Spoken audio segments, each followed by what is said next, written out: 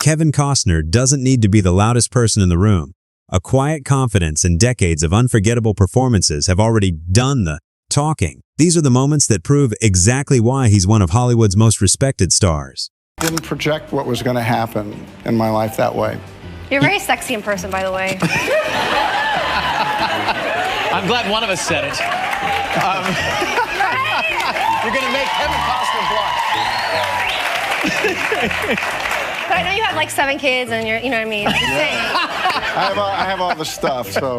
yeah, you have a lot of things going on. Safe to say I know what I'm doing. Most people think stunt doubles only step in for the dangerous stuff, but sometimes they end up getting into trouble completely off the clock.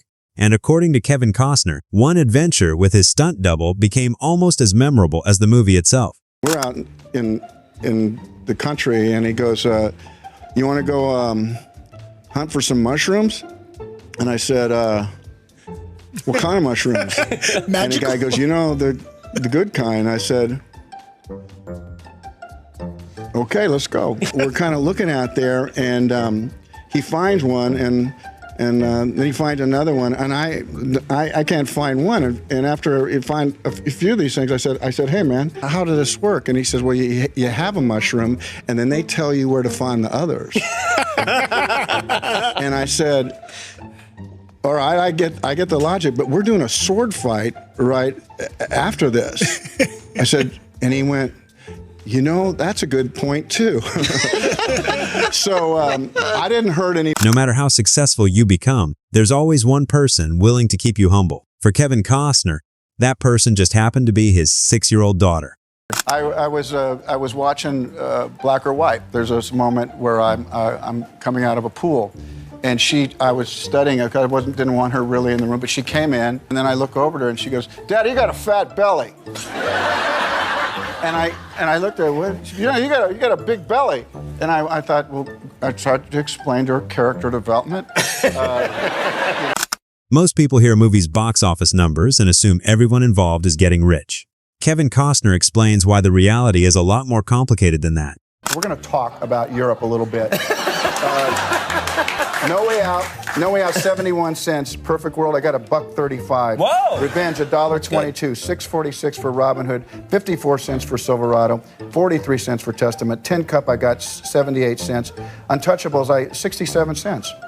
The War, 34. Waterworld, 87. That's paying for itself.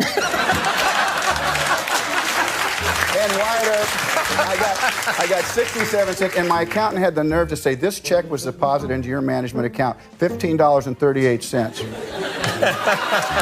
You know what? Little by little, this stuff adds up. You'd expect a visit from Stephen Hawking to involve science, space, or the mysteries of the universe.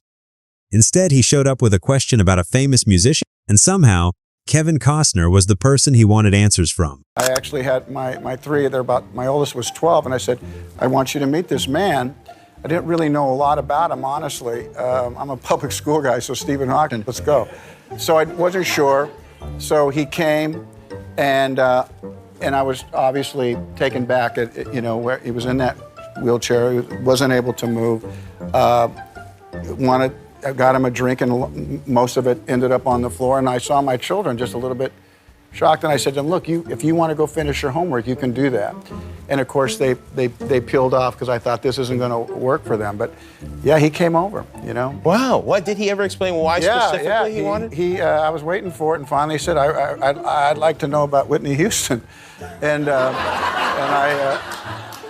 I said, well, okay, you're just like me. Let's get to it. And I said, you're not the only one, Steve. A lot of people want to know about Whitney. I said, what do you want to know? And that was... Standing next to Sean Connery had a way of making even Hollywood stars feel like rookies, and Kevin Costner was no exception. I was with him, and some girl was trying to get my attention, like looking over, and finally I'm kind of done with him, and I think, well, I'll stroll over and see what she really wants. So I did. I walked, and she was behind the ribbon, and I got really close to her, and I said, yeah, and she goes, could you get me Sean's autograph? And I went like, I felt like I had a cigarette hanging out of my mouth like this. I said, yeah, of course I could do that. It's like, I'm not really aware of the danger at all of anything. It's like, you know, when I cast Whitney, did you know she was African American? Yes, I saw that. This could only end where, you know, you never had to say anything. You were so beautiful.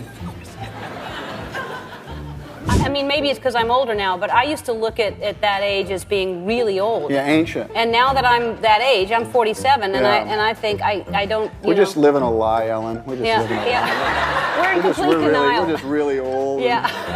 We're gonna race you. Not many people can casually say they went on a date with a U.S. president. Kevin Costner can, and the story is even better than it sounds. Pretty amazing day, and now I'm about to go home, and he goes, "You want to go to the White House?" And I said, "Yeah, yeah." We get on the helicopter, we go across the Potomac, the Marines salute, we get off on the White House lawn, we go across, and he pretends to not hear what they're saying. So I'm thinking, okay, now the day's over. And he says, "You want to play some horseshoes?" I said, my pat answer, okay. And so we play 2 out of 3, and now he's going to have dinner, because Andre was his guest. I'm thinking my day's over, and he goes, "You want to swim in the pool?" And I said, "By myself?"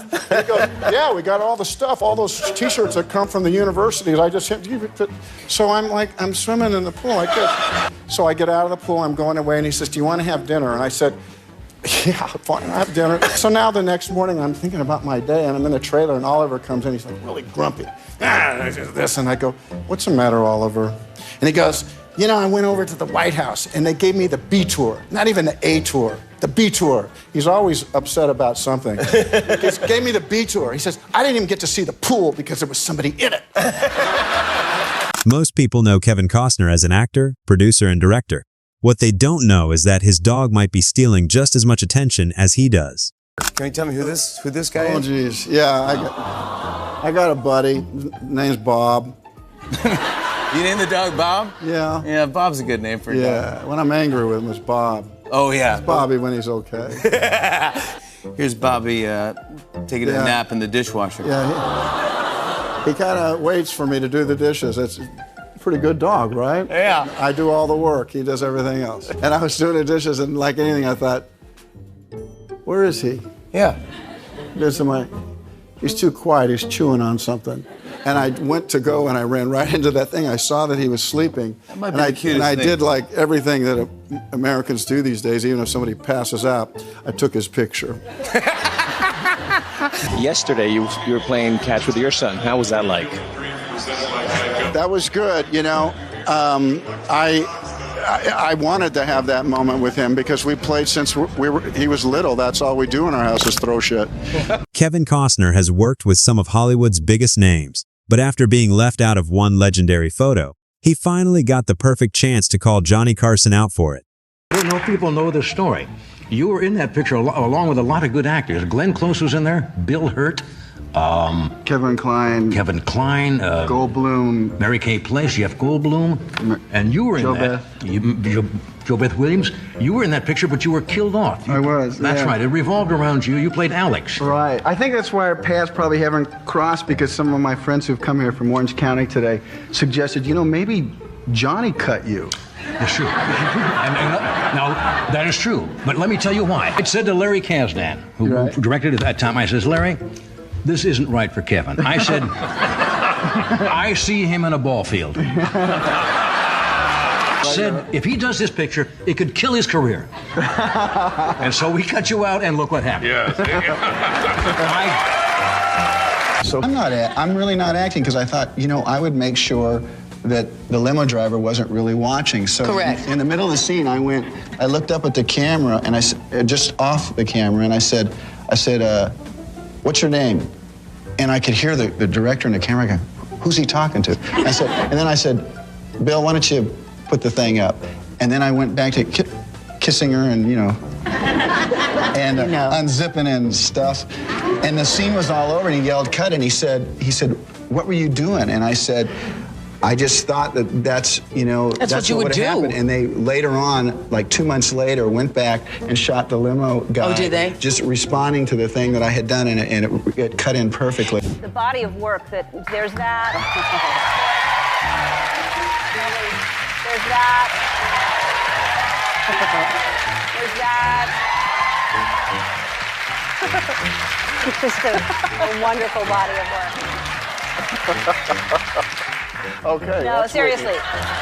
I guess that body of work. Then we start putting clothes on you, black or white, and I'm going to let you explain what the movie is about. Well, you know, that's simple because I usually make 3-hour movies, so now I got about 6 seconds to tell this. Most actors wait for someone else to believe in their vision. Kevin Costner believed in this project so much he was willing to bet his own money on it, and that tells you everything you need to know about how much it meant to him. Sometimes that's what you have to do if you want to get a good part, I guess. That's not true.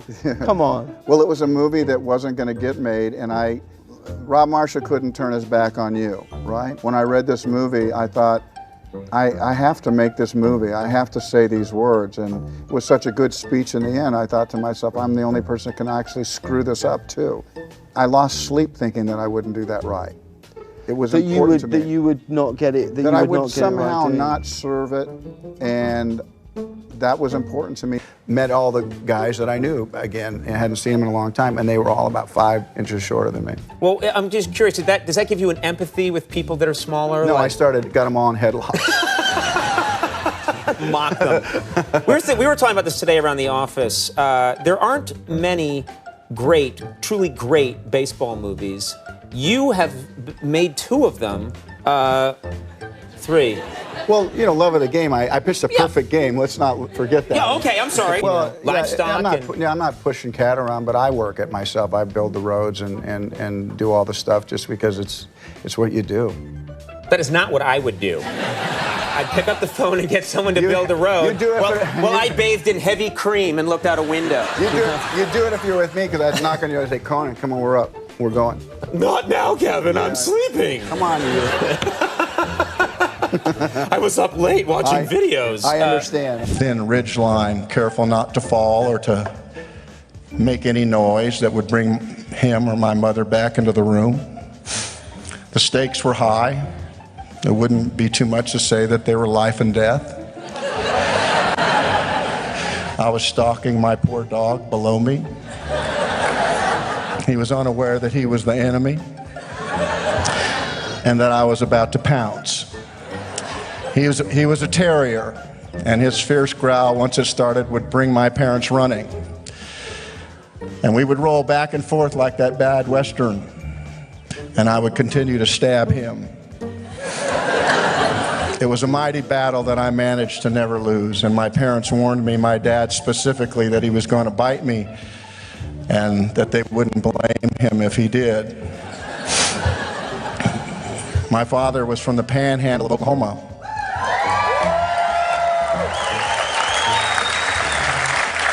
So he was comfortable saying that kind of stuff to me. Guyman, to be exact. I was growing, and a year later I was 5. And on my first day of sharing in kindergarten, I was sent home with a note on my shirt. I couldn't read, so I guess that was the point. We were told to bring our favorite thing to share, the thing that we love the most. I brought my father's 30-30.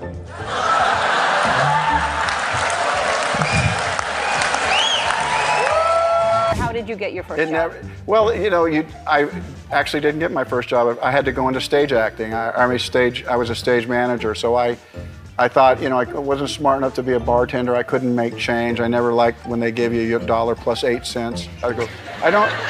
That negative numbers was hard for me. So, you know, I thought, well, I'll take out trash. That's what I'll do, as long as it's movie trash. And so that's how I started. I was a stage manager. Really? If you're lucky enough to end up at a film festival in France, you might as well make the trip count. And knowing Kevin Costner, that's exactly what he did. You brought your kids to the premiere? Yeah, I wanted them to see me work. Yeah. I brought 5 of them and got them tuxedos. Bought them dresses. And did you tell them, if this movie doesn't work out, this is the last vacation Daddy's taking you on? I did. You know, I wanted to know how worried they were that they were going to stick with me and support me.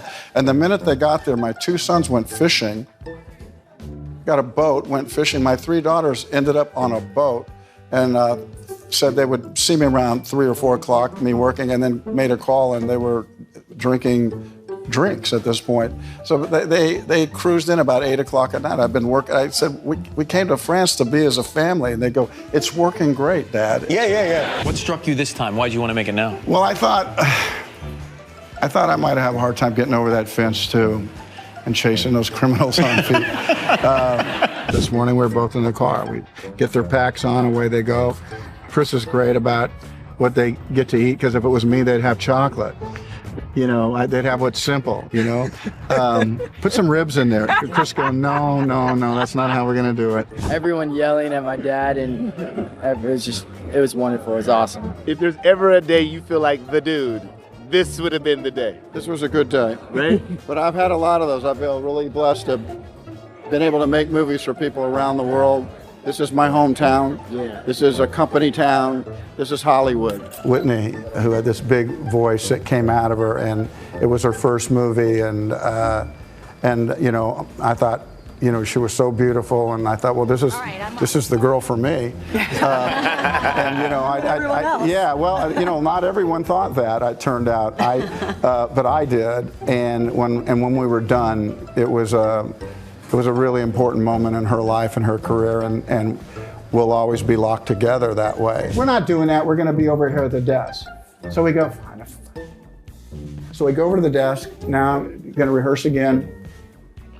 Camera probably can't find me for quite that. So I go to the desk and I start to do this scene again, and all of a sudden something in me, the same voice that was in me that said, go be an actor, said, you know what? It's over here. From Hollywood stories to unforgettable moments, Kevin Costner never disappoints. If you enjoyed the video, be sure to like, subscribe, and tell us your favorite moment in the comments.